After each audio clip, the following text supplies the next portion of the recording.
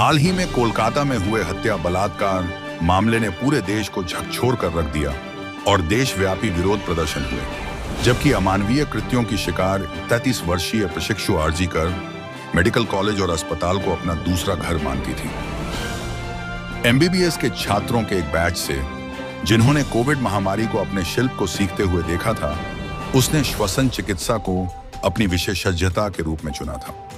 RG कर में जिस परिसर को वह अपना दूसरा घर कहती थी, उसने खुद को रोगी प्रबंधन में डुबो दिया। 9 अगस्त को बिना ब्रेक के 36 घंटे तक चलने वाली शिफ्ट और अध्ययन चक्र के बाद वह कॉलेज के सेमिनार रूम में एक मंच पर सो गई थी, जब एक या एक से अधिक व्यक्तियों द्वारा उसका यौन उत्पीड़न किया गया था। अभी भी जांच का विषय है और क्रूरता हमले में हत्या कर दी गई थी। अगली सुबह सेमिनार रूम में आए इंटर्न और साथी स्नातकोत्तर प्रशिक्षुओं ने उसका शव देखा। उसका लैपटॉप, एक नोटबुक और सेल फोन उसके बगल में बरकरार पड़ा था। पश्चिम बंगाल के अन्य परिवारों की तरह ही पीड़िता का परिवार भी एक भव्य समारोह का इंतजार कर रहा था। हम एक गरीब परिवार हैं और हमने उसे बहुत मुश्किलों से पाला है। उसने डॉक्टर बनने के लिए बहुत मेहनत की। हमारे सारे सपने एक रात में ही टूट गए, उसके 67 वर्षीय पिता ने टाइम्स ऑफ इंडिया को बताया। यह हमारे घर में पूजा का तीसरा साल था और उसने इस बार एक बड़ी पूजा आयोजित करने की योजना बनाई थी। यह एक विशेष अवसर था क्योंकि वह अपनी पीजी की पढ़ाई पूरी कर चुकी थी। उसकी मां ने कहा, अब हम बस यही चाहते हैं कि सभी दोषियों की गिरफ्तारी हो और उन्हें उचित सजा मिले।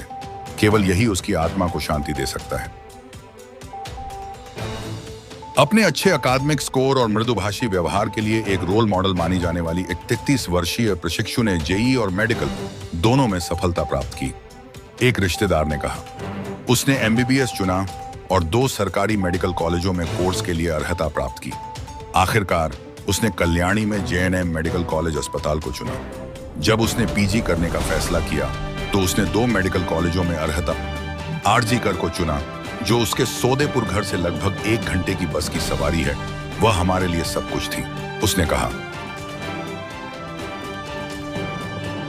केंद्रीय गृह मंत्रालय ने सभी राज्य पुलिस बलों को कोलकाता में सरकारी आरजी कर मेडिकल कॉलेज और अस्पताल में एक स्नातकोत्तर प्रशिक्षु डॉक्टर के कथित बलात्कार और हत्या के खिलाफ डॉक्टरों, नर्सिंग स्टाफ और अन्य लोगों द्वारा किए गए विरोध प्रदर्शन के मद्देनजर हर 2 घंटे में स्थिति रिपोर्ट देने को कहा है।